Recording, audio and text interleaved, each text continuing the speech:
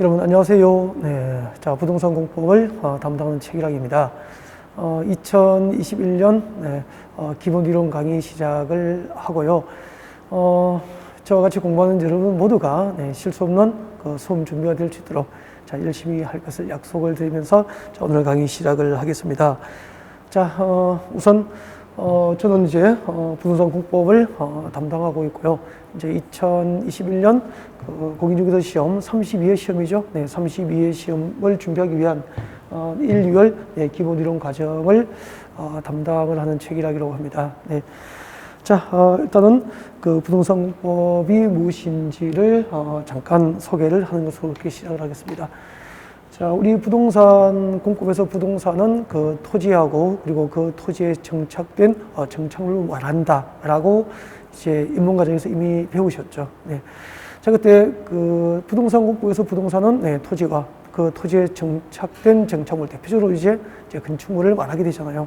그때 그 부동산 공법에는 그 토지에 관련된 법률 4개, 또 건축물에 관련된 법률 2개, 그렇게 그 토지와 건축물에 관련된 법률 모두 6개 법률로 제 과목이 구성이 되어 있었습니다. 자, 그 토지를 대상으로 하는 법률이 4개가 있죠. 네. 국토의 계획 및 이용에 관한 법률, 그리고 도시개발법, 도시 및 주거환경정비법, 농지법 이렇게 해서 이제 토지 관련 법률이 이제 4개가 있고요. 그 다음에 또 이제 건축물을 대상으로 하는 법률이 2개가 있었죠. 네. 건축법하고 주택법 이렇게 토지와 건축물에 관련된 6개의 법률로 부동산 공법은 구성이 되어 있습니다라고 했을 겁니다. 자, 그러면 이제 앞으로 우리가 이제 공부하게 될 이 과목에서 어떤 법률들을 공부하게 됐는지 잠깐 살펴보셨고요. 자, 지금부터 본격적으로 이제 부동산 공법 이야기를 시작을 해볼까요? 네. 자, 여러분 여기 자 부동산 공법이죠.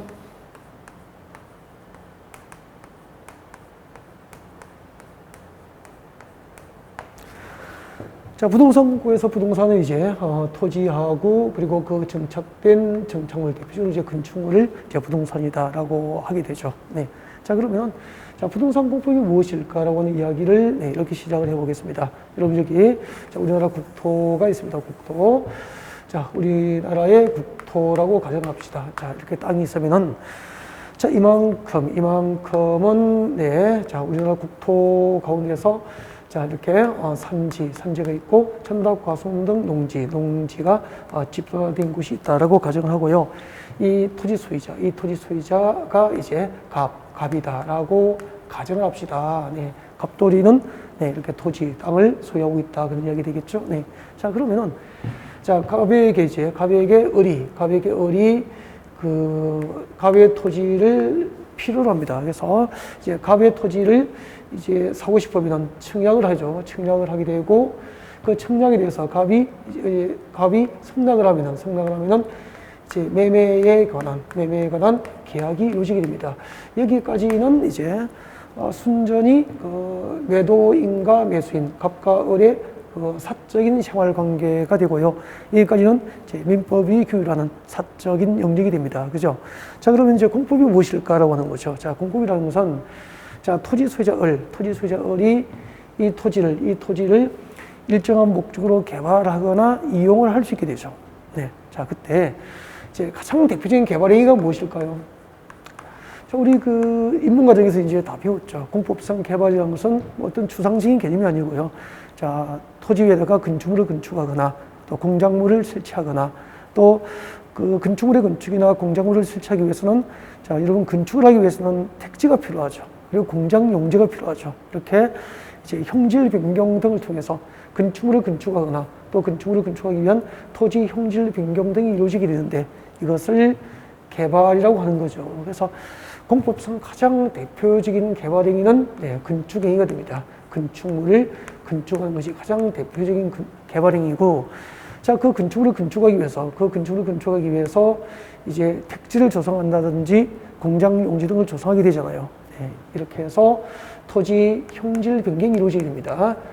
건축을 위해서 토지 형질 변경이 이루어지는데, 자, 이렇게 건축물의 건축이나 토지 형질 변경 등이 대표적인 이제 토지 소유자의 개발 행위가 돼요. 자, 그러면은 자, 이 땅에다 이제 건축을 하기 위해서는 일단은 산지고 농지니까 산지나 농지에 그대로 네, 아파트 짓고 공장을 지을 수는 없죠. 그래서 이것을 이제 택지나 공장 용지로 만들기 위해서 토지 형질 변경이 이루어지게 되는 거죠. 그래서 자, 이렇게 이제 산이 있으면은 자, 이 그림을 잠깐만 이제 옮겨볼까요?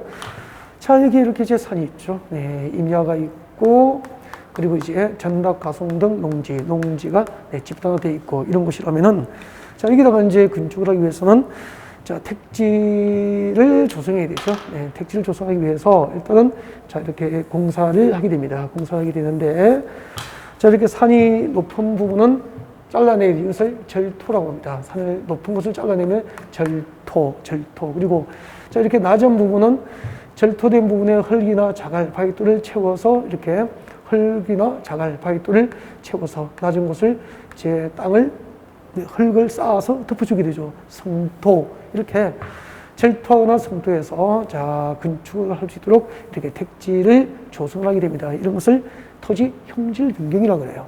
자, 이런 토지 형질 변경은 토지 소유자가 임의로 할 수 없는 게 아니고요. 이런 토지 형질 변경은 도시 계획과 군 계획에 의하지 않고 사적으로 이런 개발 행위가 이루어진다면 이 개발 행위는 허가를 받아야 됩니다. 이 개발 행위는 허가를 받아야 된다는 거죠. 그러면은 토지 소유자 갑은 토지 소유권을 가지고 있지만 개발 행위에 관하여 토지 형질 변경을 위한 개발 행위에 관하여 허가를 받지 못하면은 개발 행위를 못하도록 규제를 받게 되죠.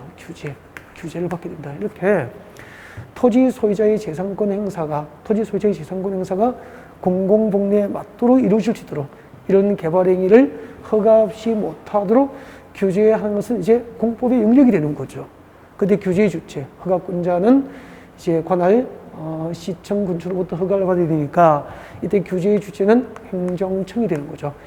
국가나 지방자치단체 등 행정청이 규제의 주체가 되는 거죠. 이렇게 공법이라는 것은 자, 개인의 재산권 행사, 자, 갑의 그 택지 조성을 위한 이런 형질 변경과 같은 국토 개발 행위가 공공의 목적에 맞도록 이루어질 수 있도록 허가 없이 개발 행위를 못하도록 규제를 하게 되죠. 행정청이. 자, 이렇게 토지에 관한 재산권 행사를 하는 그 토지 소유자 갑 개인과 그리고 그 허가 없이 개발 행위를 못하도록 하는 규제의 주체 행정청, 이렇게 개인과 행정청의 관계를 규율 대상으로 하면 이것은 이제 공법의 영역이 된다는 거죠. 네.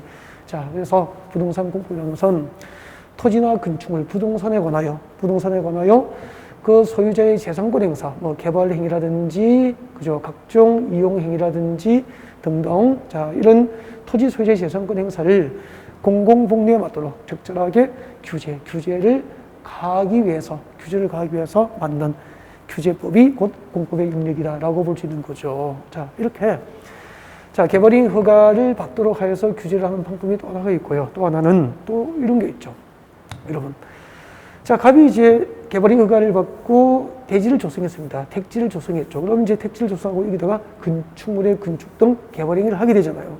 자, 이때 건축을 건축할 때는 또 토지의 용도에 맞도록 규제를 받게 돼요. 용도에 맞도록. 예를 들면은, 자, 여기 우리나라 국토가 있으면 이 국토는 그 토지의 기능과 토지 특성에 따라서 용도 지역으로 나눠져 있습니다. 자, 예를 들면은, 자, 여러분 들어보셨죠?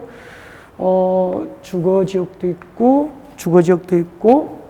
상업지역도 있고, 주거지역, 상업지역, 공업지역, 녹지지역 이렇게 나눠집니다. 자, 이렇게 토지의 용도가 구분되어 있고요. 만약에 갑의 토지가 주거지역에 해당하면 이 주거지역에서는 주거 용도의 건축만 허용되는 거죠. 그래서 주거 용도가 아닌 공장을 건축하거나 상가나 업무 용도의 빌딩을 건축하는 것은 규제를 받게 됩니다. 이렇게 토지 위에다가 주거지역, 상업지역, 공업지역, 녹지지역과 같은 용도지역을 지정하고 그 용도지역별 토지 소유자를 하여금 용도에 맞지 않은 개발행위, 건축행위를 규제하는 것도 공법의 영역이 되는 거죠. 그래서 우리 공법에서 규제의 수단은 개발 행위 허가에 의해서 규제를 하기도 하고, 자, 이렇게 용도지역을 지정해서 규제를 하기도 하는데, 이때 용도지역의 지정은 행정주체가 행정계획에 의해서 용도지역을 지정하고 용도에 맞지 않은 개발 행위를 규제를 하게 되는 거죠. 이렇게 자, 국토를 대상으로 수립하는 각종 행정계획의 종류하고 그 행정계획의 수립 과정이라든지 또 행정과정의 승인 절차, 그리고 행정계획에 의하지 않고 이루어지는 국토개발은 이제 행정처로부터 허가를 받도록 하는 것. 자, 이런 행정계획과 개발의 허가제도 등을 통하여 공공복리에 맞도록 부동산에 대한 재산권 행사가 이루어질 수 있도록 준비되고 마련된 법이 이제 부동산 공급의 영역이다, 그렇게 볼 수 있는 거죠. 자, 공급에 대해서 간단하게 조금 넓게 설명을 드렸고요. 그 다음에 이제 자, 이렇게 국토를 개발하기 위한 각종 행정계획에 관한 사항과 개발의 허가 제도 등을 규정하고 있는 토지 공급의 가장 기본이 된 법, 그 가장 기본이 되는 법이 잠시 전에 소개했던 국토의 계획 및 이용에 관한 법률이 토지 공급의 가장 이제 기본이 되는 법이고, 12문제가 이제 토지 공급에서 출제가 이루어지게 되는 거죠. 그래서 도시개발법이나 그 도시 및 주거환경 정비법, 그리고 농지법에 대한 이해가 이제 쉬워지려면은 이 국토개혁법 기본법에 대한 이해가 전제가 되어야 된다는 거죠. 그래서 앞으로 여러분이 부동산 공부를 공부하시면서 가장 이제 중점을 두고 학습을 해야 될 법률이 이제 국토의 계획 및 이용에 관한 법률이다라고 보셔야 되는 거예요. 그래서 지금부터 이제 토지 공부의 기본이 되는 국토계획법을 이제 본격적으로 이제 강의를 준비를 하게 될 텐데, 자, 이 국토계획법의 핵심 내용이 무엇일까요? 잠깐 한번 볼까요? 자, 우리 국토의 계획 및 이용에 관한 법률, 이 국토계획법의 핵심은 자, 우리나라 국토죠. 우리나라 전 국토를 대상으로 이 국토를 개발하기 위한 각종 행정계획을 수립하게 됩니다. 그래서 선계획, 먼저 행정계획을 수립한다는 거죠. 자, 국토를 개발하고 이용하고 보존하기 위해서 먼저 행정계획을 수립하고, 이 수립되는 행정계획에 의해서 계획적으로 국토를 이용하겠다는 거죠. 그래서 선계획 후 이용이라고 하는 국토 내 이용체계, 개발체계를 구축하기 위해서 마련된 법이 제 국토계획법이 됩니다. 그래서 자, 이렇게 국토를 대상으로 수립하는 각종 행정계획, 이 국토계획이 이 국토계획법의 가장 핵심 테마, 주제가 됩니다. 자, 그러면은 자, 이 수립되는 국토계획에 의해서 계획적으로 국토를 이용하고 개발함으로써 이제 환경 파괴를 최소화하고, 그리고 또 우리 시대에서 국토개발이 끝나는 것이 아니고 다음 시대에서도 국토를 개발하고 이용할 수 있도록 마련된 법이 이제 국토계획법이 되고요. 이 국토계획법의 핵심 테마인 이제 국토계획. 자, 국토계획은 자, 체계가 어떻게 구성되어 있을까라고 하는 거죠.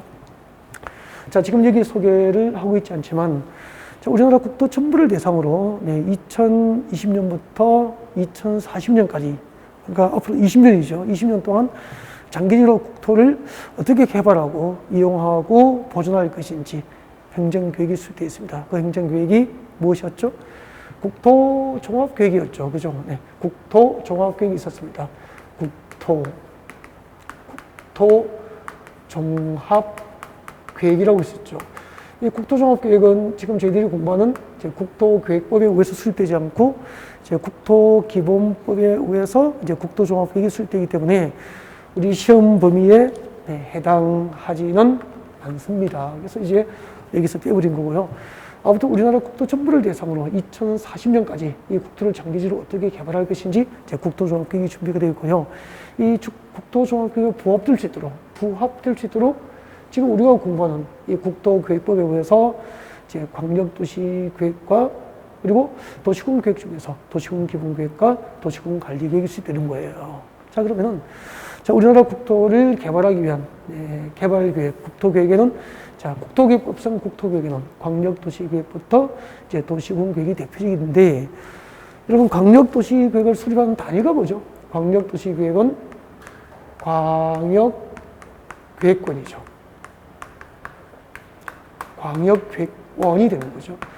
자, 전국 틀을 대상으로 하는 국토계획에 국토종합계획이 있다면은 광역계획권 단위로 수립하는 국토계획은 이제 광역도시계획이 됩니다. 근데 이제 광역계획권은 자, 이웃하고 있는 두 개 이상의 도시와 군, 이웃하고 있는 두 개 이상의 도시와 군 관할구역, 정보나 일부를 하나의 단위로 묶어주면 광역계획권이 되는 거죠. 예를 들면은, 자, 여기 서울입니다. 서울. 그리고 경기도 김포. 그리고 경기도 고양시. 경기도 파주. 경기도 연천을 묶어주면은, 네, 5개의 도시와 군이 되죠. 자, 이것을 하나의 단위로 묶어주는 거죠. 하나의 단위로 묶어주면은 이것도 광역계획원이 되는 거죠.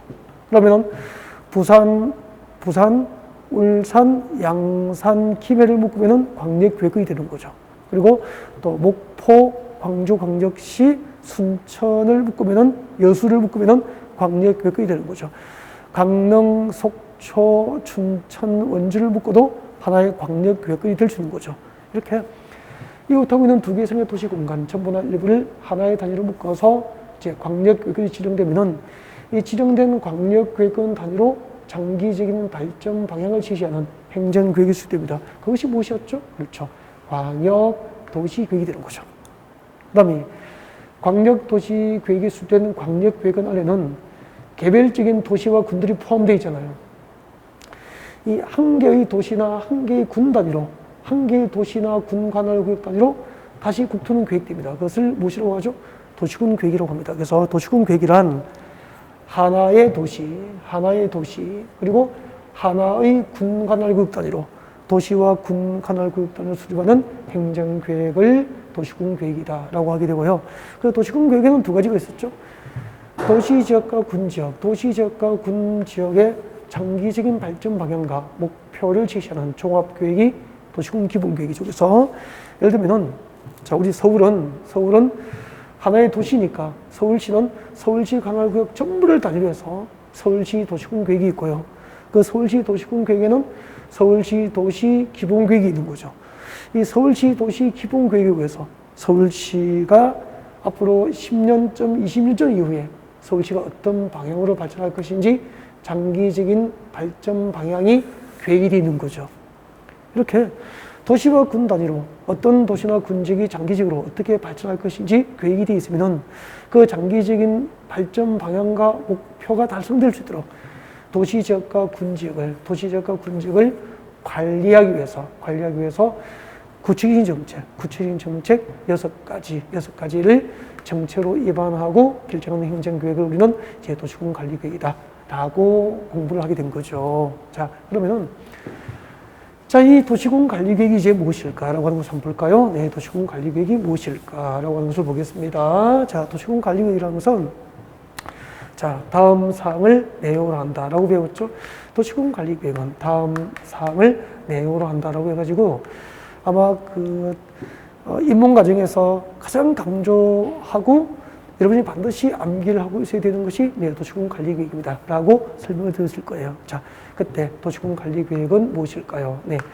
자, 도시군 관리계획으로 정책을 입안해서 결정할 수 있는 대상이 6가지가 있었을 거예요. 그죠? 네, 같이 한번 볼까요? 여기 보시면은 자, 도시군 관리계획으로 자, 도시지역과 군지역의 토지위에다가 용도지역이죠. 용도지역과 그리고 용도지역과 용도지구 그리고 용도구역이라는 것을 네, 지정하고 지정된 것을 변경할 수 있는 행정계획이 도시군 관리계획입니다 라고 했을 거예요. 도시군 관리계획이란 용도지역과 용도지구, 용도구역을 새로 지정하거나 지정된 것을 변경할 수 있는 행정계획이 도시군 관리계획이 된다. 무슨 얘기죠? 자, 예를 들겠습니다. 예를 들면은 자, 여러분 여기가 네, 서울이에요. 네, 서울이죠. 자, 우리 국토 가운데서 서울처럼 인구와 산업이 밀집되어서 이미 개발했거나 앞으로 개발할 곳을 용도 지정하면 무엇이 되는 거죠?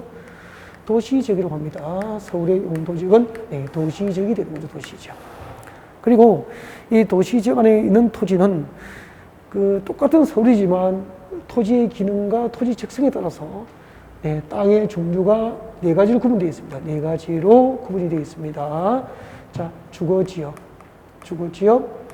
상업지역, 공업지역, 그리고 녹지지역으로 토지의 용도가 구분되어 있죠. 이것을 용도지역이라고 그래요. 네. 그러면은, 자, 주거지역, 상업지역, 공업지역으로 용도지 지정되면은, 여기는 이제 주택단지, 뭐, 아파트를 짓거나, 단독주택을 건설하거나, 이렇게 주거 용도에 건축을 할 수 있게 되고요. 상업지역은 상가나 업무 용도의 빌딩을 건축할 수 있죠. 상가나 업무 용도의 빌딩을 건축할 수 있게 됩니다. 당연히 공업지역은 제 공장 건축을 목적으로 용도 지정된 곳, 산업단지 조성이 목적이겠죠. 네. 그리고 녹지지역은 녹지 보전을 목적으로 용도 지정된 곳이다. 그렇게 볼 수 있는 거죠. 이렇게 똑같은 서울이지만 그 지역별로 토지의 기능과 토지 특성에 따라서 주거지역, 상업지역, 공업지역, 녹지지역으로 용도지역이라는 것을 새로 지정하거나 지정된 것을 변경할 수 있는 행정계획이 도시군관리계획이죠. 그래서 도시군관리계획이 무엇입니까? 라고 하면은 도시지역과 군지역을 관리하기 위해서 그 도시지역과 군지역의 토지 위에다가 주거지역, 상업지역, 공업지역, 녹지지역과 같은 용도지역을 새로 지정하거나 지정된 것을 변경할 수 있는 행정계획이 도시군관리계획이 된다는 얘기예요.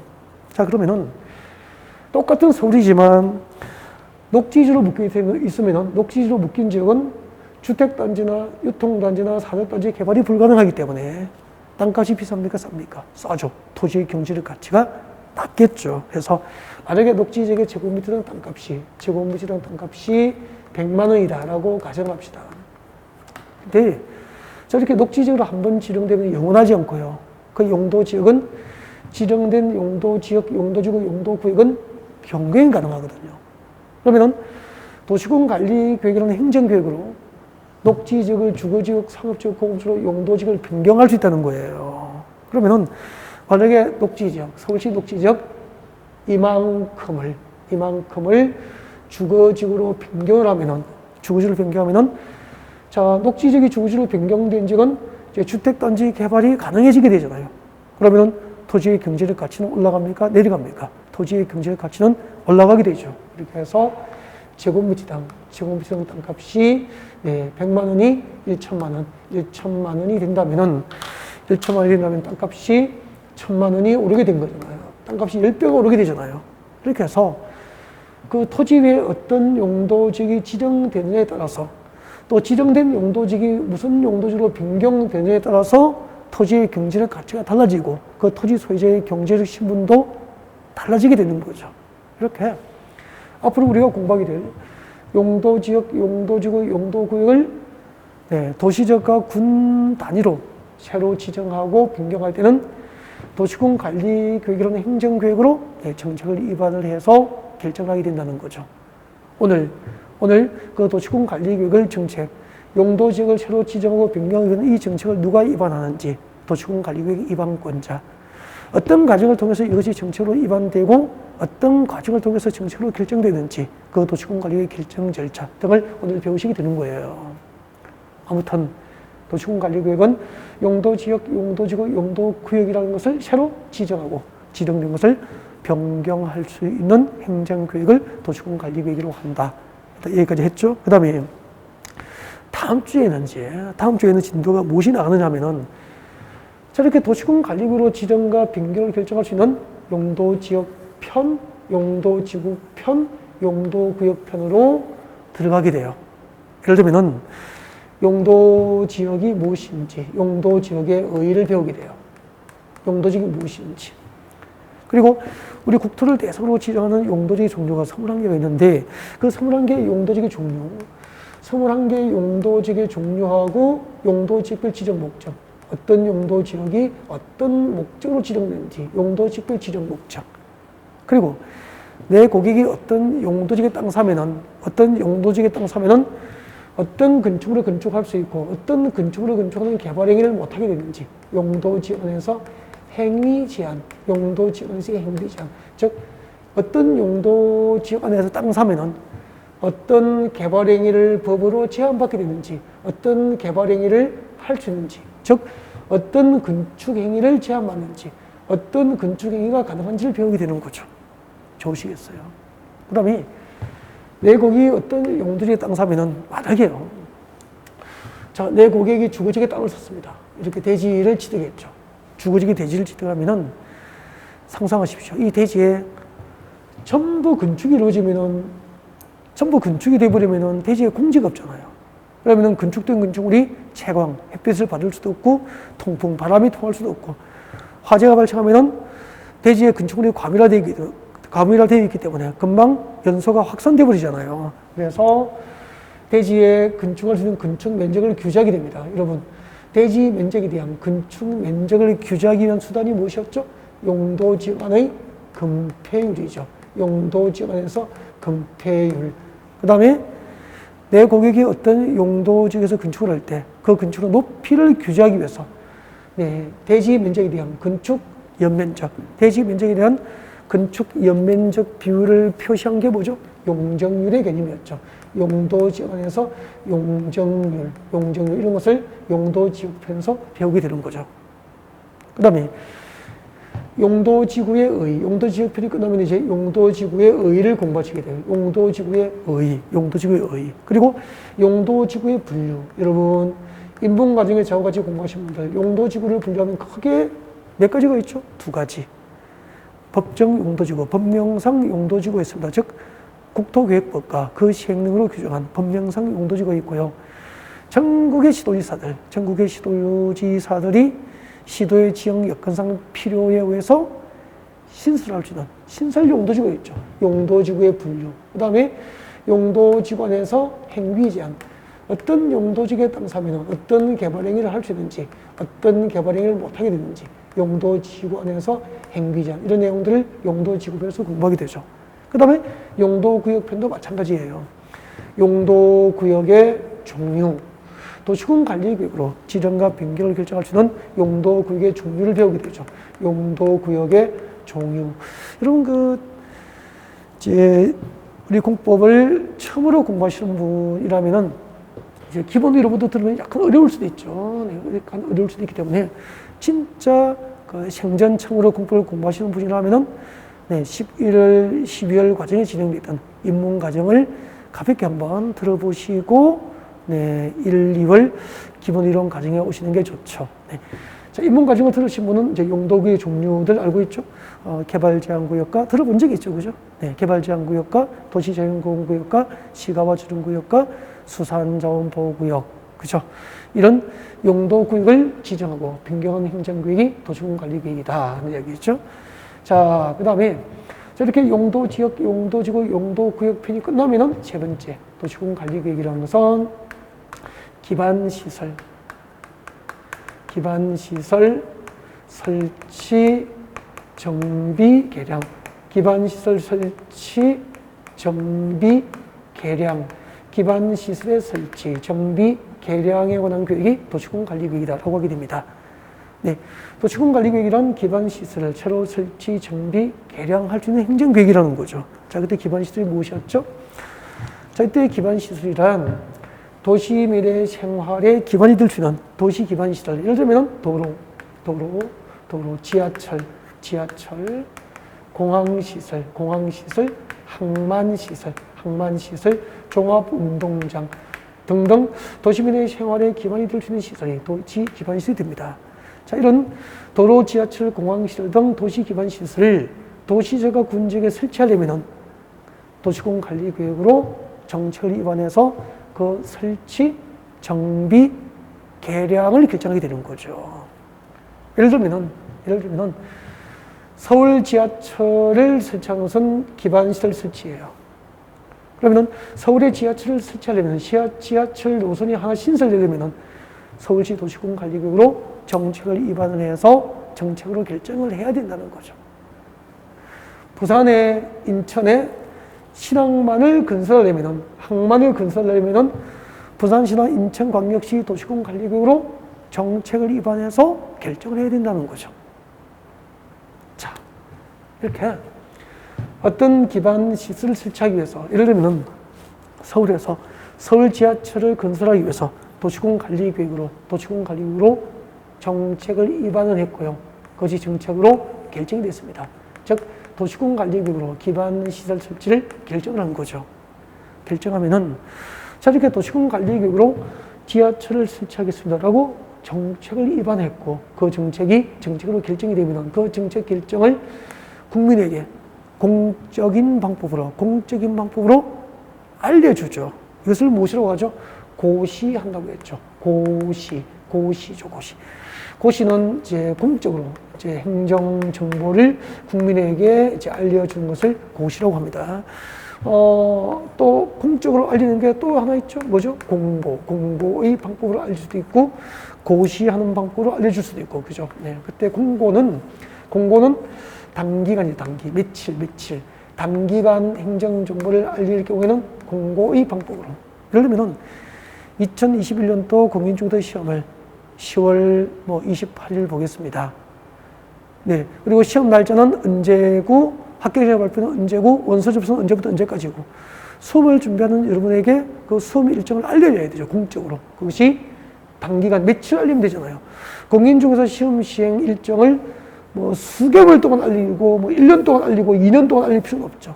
그래서 며칠, 2주 정도 이렇게 시험 시행 일정을 여러분에게 알리게 됩니다. 공고라고 하죠. 공인중개사 시험 시행 일정을 공고하는 거죠. 고시는 장기죠, 장기간 행정 정보를 알릴 경우에는 고시의 방법으로, 단기간 알릴 때는 공고의 방법이라고 했을 거예요. 그리고 이때 공고하고 고시를 어디에 하죠?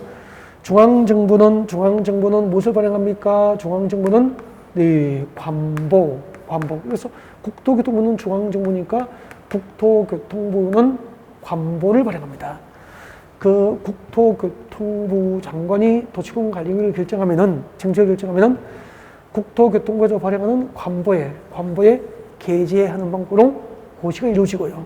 그리고 지방자치단체는 공보를 발행하고 지방자치단체장이 도시군 관리를 결정하면은 그 도시군 관리계획 결정 사항을 자치단체가 발행하는 공보에 게재하는 방법으로 이제 고시를 하게 되는 거죠. 네. 자, 이렇게 이제 서울 지하철 설치를 하겠다고 서울시 도시군 관리계획으로 정책이 결정이 되면은 서울시는 자치단체니까 서울시에서 그 공보가 발행되겠죠. 그 서울시 공보에 이제 게재하는 방법으로 결정이 고시가 되는 거죠. 자, 이렇게 결정 고시되면은 그때부터 지하철, 도로 등 기반시설 중에서 그 설치에 관하여 도시군 관리 계획으로 결정이 고시되면 그때부터 기반시설 명칭이 바뀝니다. 무엇으로 바뀌죠? 네. 도시군 계획시설, 도시군 계획시설로 명칭이 바뀌게 되는 거죠. 여러분, 물으면 대답하십시오. 자, 도로, 지하철, 공항시설, 항만시설 등 자, 도시민의 생활에 기반이 되는 시설, 무엇이죠? 기반시설이라고 합니다. 그 기반시설 중에서 도시군 관리구로 결정이 고시된 시설을 무엇이라고 합니까? 도시군 계획시설이라고 하고요. 시험에 자주 나왔죠. 그래서 도시군 계획시설이란 기반시설 중 도시군 관리계획으로 결정된 시설을 말한다. 이게 도시군 계획시설이 되고요. 자, 이런 도시군 계획시설을 이제 설치, 정비, 개량하는 사업을 도시군 계획시설 사업이다라고 하는 거죠. 그래서 자, 서울에서 도로를 건설하고 서울 지하철을 만들고 또 인천에서 신항만을 조성하고 이런 것은 전부 그 도시의 도시군 계획시설 사업이 되는 거죠. 자, 이렇게 도시군 계획시설 사업은 도로 만들고 지하철 건설하고 항만을 조성하는 도시군 계획시설 사업은 국토계획법상 도시군 관리계획이라는 행정계획으로 정책을 입안해서 사업이 결정되기 때문에 그때 도시군 관리계획은 도시군 계획에 해당하잖아요. 그래서 국토계획법상 도시군 계획으로 결정된 사업이라고 해서 국토계획법상 도시군 계획 사업이라고 하는 거죠. 여러분, 자, 국토계획법상 도시계획과 군계획으로 정책을 입안해서 결정하는 사업을 무슨 사업이라고 합니까? 도시군 계획 사업이라고 하고, 첫 번째 국토계획법상 도시군 계획 사업에는 무슨 사업이 있죠? 도시군계획시설 사업이 있다는 거죠. 2018년도에 출제가 됐던 거죠. 국토계획법상 도시군계획 사업에는 첫 번째 도시군계획시설 사업이 있다 그렇게 되죠. 그래서 도로 만들고 지하철 건설하고 공항을 만들고 항만을 조성하는 이런 도시군계획시설 사업은 도시군관리계획이라는 행정계획에 의해서만 정책으로 위반되고 결정될 수 있는 사업이기 때문에 국토계획법상 이제 도시군계획 사업이다라고 부르는 거예요. 그 다음에 네 번째죠. 도시군관리계획이란 자, 도시개발 사업입니다. 신도시를 개발하는 도시개발 사업가, 그리고 정비사업을 결정하는 행정계획이에요. 자, 신도시를 개발하는 도시개발 사업, 그리고 정비사업을 정책을 입안해서 결정하는 거죠. 그러면은 우리 수도권에 3기 신도시가 계획이 되어 있죠. 그죠?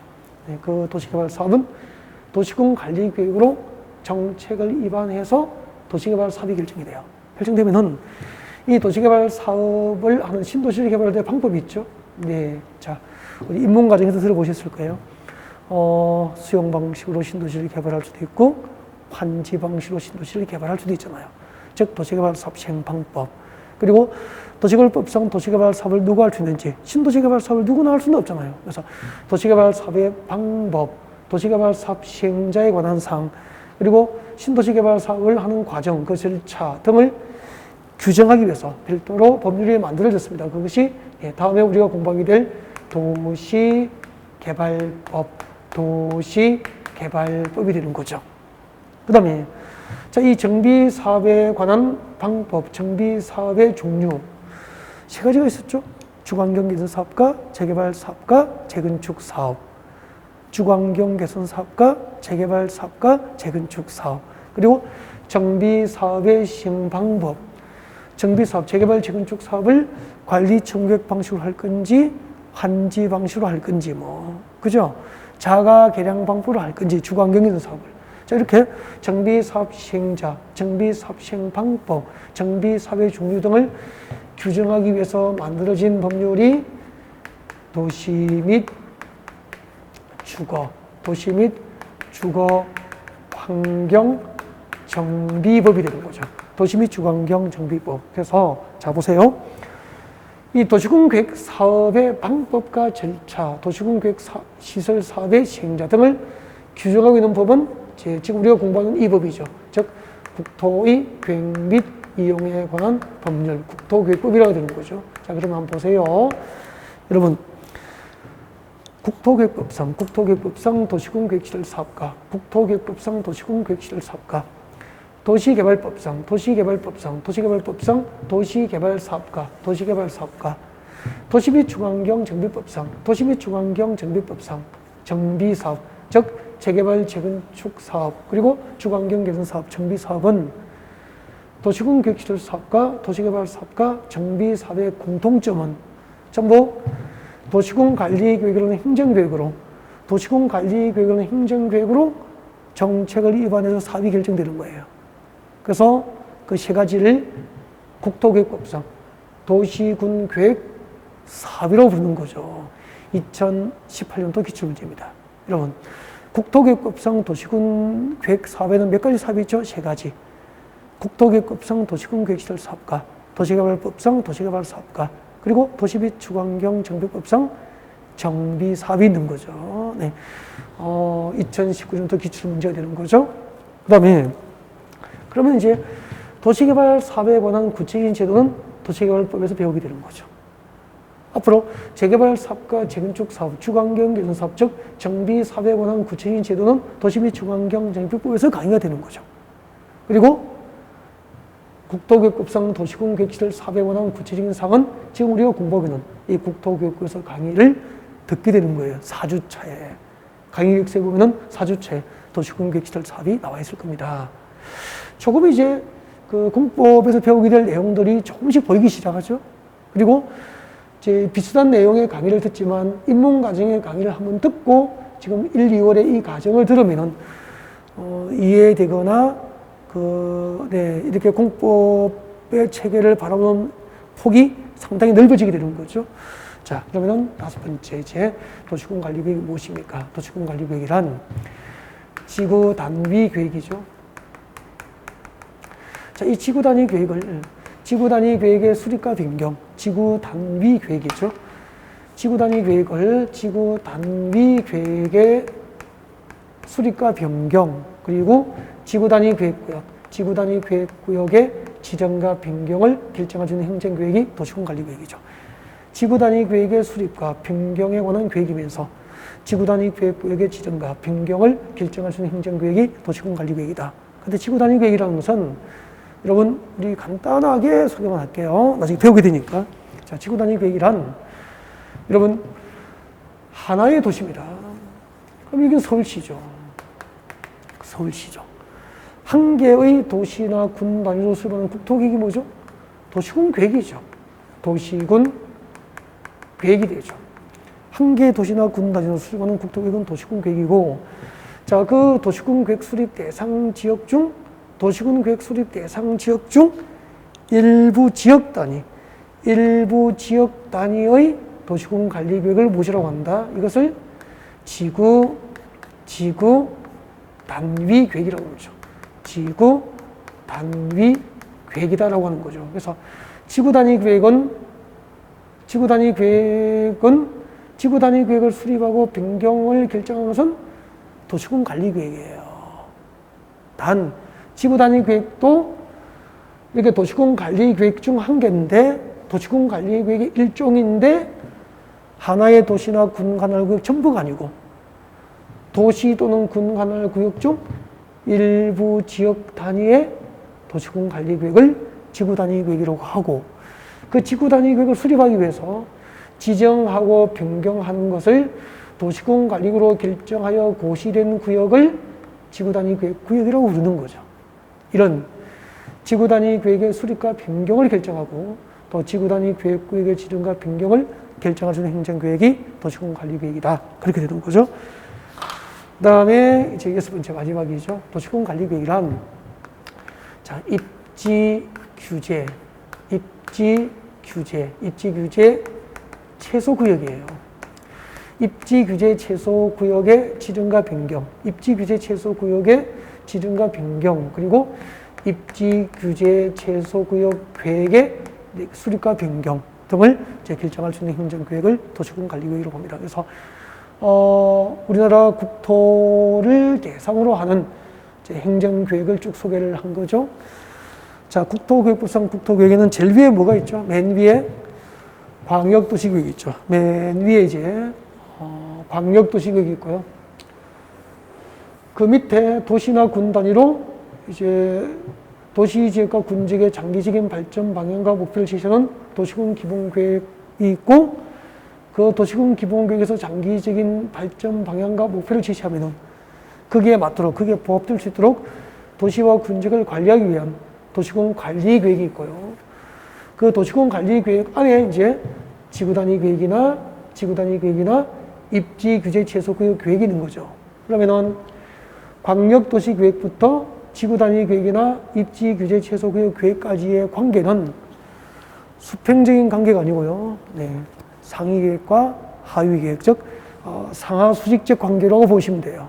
그러면은 당연히 도시군 관리 계획보다 도시군 기본 계획과 광역도시계획은 상위 계획이니까 광역도시계획과 도시군 기본 계획이 수립되어 있는 지역이라면은 도시군 관리 계획으로 이거 6가지 정책을 정책으로 입안을 할 때는 그 상위 계획에는 광역도시계획과 도시군 기본 계획과 부합될 수 있도록 이 6가지 정책이 이제 정책으로 입안되고 결정이 되어야 되는 거죠. 네. 앞으로 국토계획부에서 배우게 될 용도지역편, 용도지구편, 용도구역편, 그리고 도시군 계획시설 4대 관한 사항, 네. 그리고 지구단위 계획과 입지 규제 최소구역 등을 여러분께 소개를 한 거고요. 그 도시군 관리 계획 중에서 도시개발 사업은 도시개발법에서 학습하고, 정비 사업에 관한 사항은 도시 및 주거환경 정비법에서 학습을 하게 된다는 거죠. 지금까지 그 토지공급의 기본이 되는 국토계획법상 행정계획의 체계, 행정계획 체계를 여러분에게 소개를 드린 거예요. 네. 갈수록 이제 그 부동산 공부의 난이도가 높아지고 있는 추세고요. 예를 들면은 그 2020년에 31회 시험이고, 여러분은 지금 32회 시험을 준비하세요, 여러분이. 그럼 직전에 31회 시험, 31회 시험은 이제 전체 우리 공부에 40문제 나오잖아요, 그죠? 네, 40문제가 나오는데 그 중에서 10문제 정도가요. 개인에 따라서 좀 보기에 따라 다르지만 제가 볼 때는 한 10문항 정도는 작정을 하고 나온 문제예요. 그래서 교재에 없습니다. 교재에 다루지 않은 내용이거나 배우지 않은 게 나왔다는 거죠. 그 다음에 난이도가 상이었어요. 최상이었죠. 그러면은 너무 난이도가 높아도 배워도 못 풀 수 있는 거잖아요. 교재에 없으니까 배우지도 못한 것도 나올 수 있다는 거죠. 이게 10문제 내배라는 거예요. 근데 분명한 것은 40문제 중에서 10문제가 배우지 않거나 난이도가 높은 문제라면 나머지 30문제 정도는 난이도가 중이거나 하인 문제였다는 거죠. 그러면은 안 배운 거 틀리고, 그죠? 난이도가 턱없이 높은 거, 작정하고 낸 거 틀리고, 이것은 운이에요. 틀리고 맞고는. 우리는 30문제 출제가 늘 이루어지는 중하에 해당하는 이 범위를 공부하면 실수 없는 수능 준비가 될 수 있다는 거죠. 그래서 여러분 그 기본서를 받아보시고 놀랬죠. 네. 이렇게 분량이 많을 줄이야. 800페이지 분량이잖아요. 이 중에서 출제 우리가 맞출 수 있는, 공부를 해서 우리가 맞출 수 있는 30문제의 범위는 한 230페이지, 230페이지로 줄여줄 수 있어요. 230페이지밖에 안 된다는 거죠. 예를 들면 20년에 한 번 나오거나 30년에 한 번 나오는 영역을 해야 될까요? 빼야 될까요? 빼야죠. 다 하면은 감당 못 하는 거죠. 그래서 나올 것을 선택하자. 그리고 그 부분에 집중해서 최소한의 노력으로 실수 없는 수능 준비가 될 수 있도록 하자. 제가 강의를 하는 포인트는 여기에 있다는 겁니다. 네. 그 강의를 워낙 오래 했기 때문에 지금 뭐 공인중개사 강의만 이제 3년 차, 4년 차 된다고 했죠. 네. 목소리가 그렇게 낭낭하지를 못해요. 이제 직업병이죠. 너무 오래 해가지고 좀 죄송하지만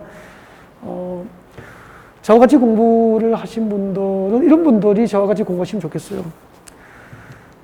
혹시 지난해 시험을 보셨다면 쉽게 재미있게 공부했는데 시험지를 받는 순간 배운 것은 없고, 그죠?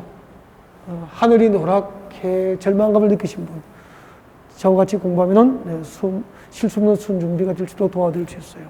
네. 그리고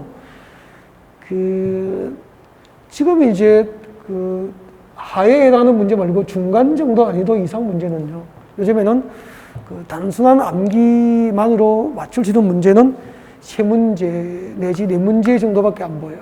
많으면 5문제 정도. 그럼 나머지 25문제는 단순 암기로 풀 수 있는 문제가 아니라는 거잖아요.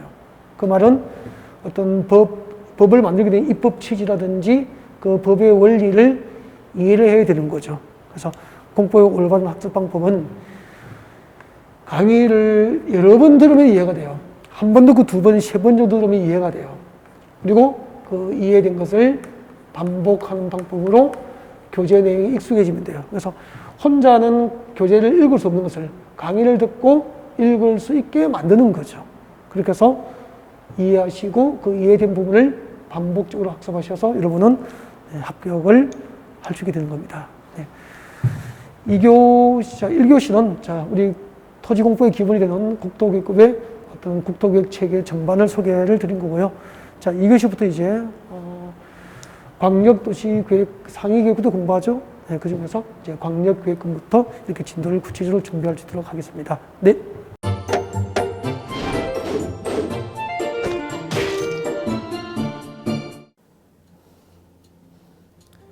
안녕하세요. 부동산 공법을 강의하는 고상철입니다. 자, 제가 이번 시간에 말씀드릴 건 뭐냐면, 공인중개사를 여러분이 공부하시다 보면은 여러 가지 자료들, 뭐 OX 문제라든지 어떤 요약된 집약된 자료, 뭐 PPT 자료 이런 것들이 많은데 그 일일이 출력하다 보면 여러분들이 보관하고 하는데 불편함이 있어서 그런 것들을 좀 약간 또 해소도 하기 위해서 또 다른 사람들하고 커뮤니티도 뭐 할 수 있기 때문에 저희는 네이버 밴드라는 어플을 좀 활용할 건데요. 그 네이버 밴드에다가 자료를 올려놓은 거를 내가 다운을 받고 내가 보는 방법에 대해서 알려드릴 테니까 이 부분에 대해서 제가 시작하는 거 똑같이 따라 하시면 설치부터 사용 방법까지 말씀드릴 테니까 그대로 따라오시면 됩니다.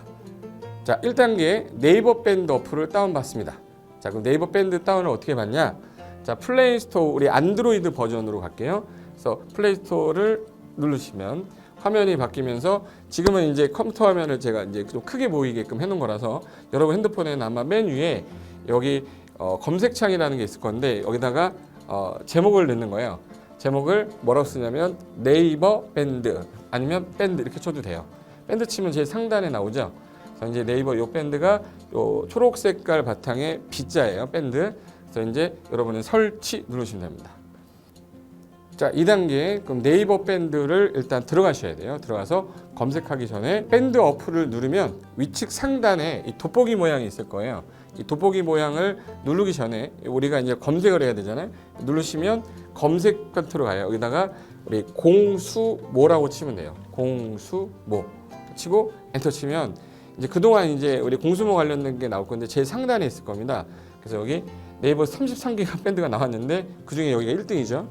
자, 그럼 이제 3단계 해당 공수모 밴드로 들어갔습니다. 그럼 들어가시게 되면 가장 첫 화면에 공인중개사 수험생 모임이거든요. 원래 그 수험생들만 위한 모임이기 때문에 시험 정보하고요. 어떤 자료들이 있어요. 뭐 OX 문제, 뭐 오지선다 문제, 그리고 이제 요약된 자료들 그런 거 공부할 수 있는 활용하는 어떤 밴드고요. 이 강의와 관련된 어떤 특강이 있다거나 할 때 공지사항 같은 거 그리고 지속적으로 교수님들께서 자료를 올려드릴 거기 때문에 요 관련된 자료 관련된 거 어떤 거 있는지 잠깐만 한번 보겠습니다.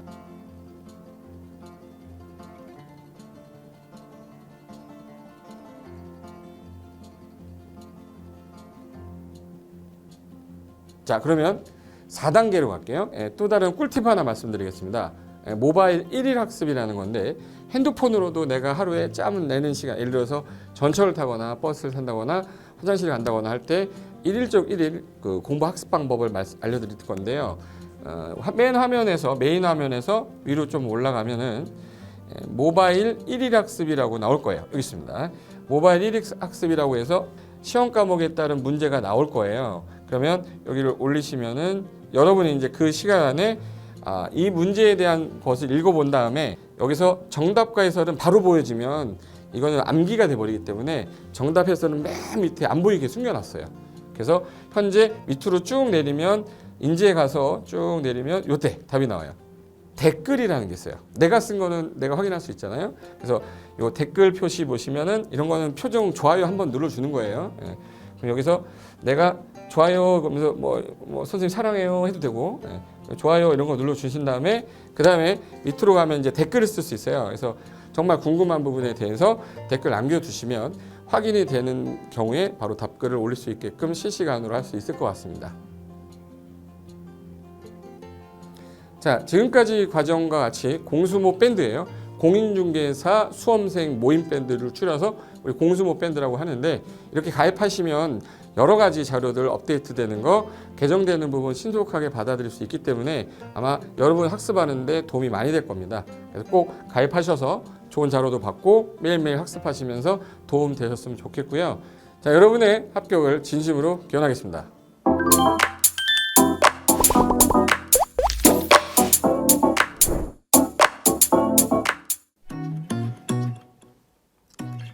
자, 안녕하십니까. 자, 이번에는 부동산 실무 일반인들이 어떤 도움을 받기 위한 관련된 밴드에 대해서 소개를 시켜드릴 건데요. 일단은 검색창에다가 365 부스라고 치시면 돼요. 365 부스인데 365일 부동산 스터디라는 밴드예요.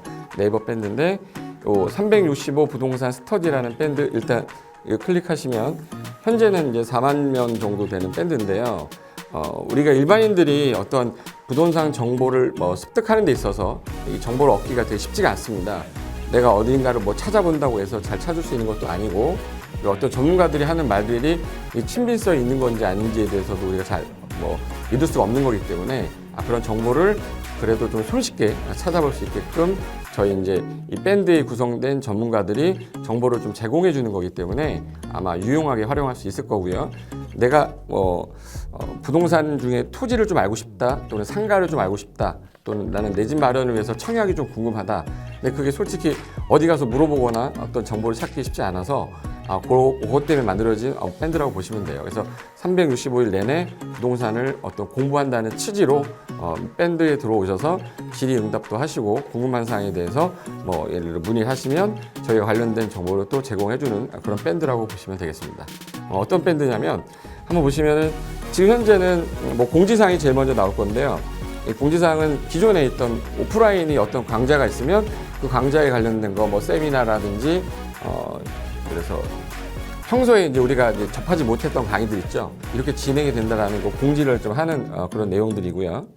하나 좀 더 올리면 자 이제 우리 교수님이에요. 교수님 중에 상가 교수님이 최근에 예를 들어서 법이 바뀌었어요. 법이 바뀌게 되면 최근에 바뀐 법이 이러한 바뀐 법이 있으니 중개업을 한다거나 투자를 할 때 좀 유의해서 알아보시면 좋겠습니다라는 거를 올려놓을 거예요. 기존에 올려놓은 자료가 있으면 또 찾아보시면 되는 거니까 이렇게 해서 계속 밴드에서 소식을 받으시면 실전에 굉장히 도움을 많이 받을 거라고 예상합니다.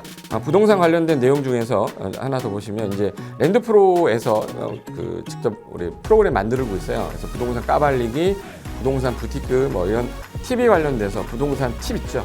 예를 들어서 청약을 받아야 되냐 말아야 되냐, 지금 강남권 아파트를 투자해야 되냐 말아야 되냐, 이런 정보를 쉽게 여러분들이 접하지 못하기 때문에 그런 관련된 것들을 시대에 맞게 흐름에 맞게 부동산 시장이 이제 요동치면 내가 지금 집을 팔아야 되냐 사야 되냐 그런 것들에 대해서 신속하게 정보를 들을 수 있는 밴드니까 시간이 나실 때마다 자주 들어오시고 저도 자주 들어와서 좋은 정보 남겨드릴 테니까 자주 들어오시기 바랍니다. 저는 부동산 공법하고 부동산 토지 투자를 강의하는 고상철이었습니다. 자주 밴드에서 뵙도록 하겠습니다. 자, 수고하셨습니다.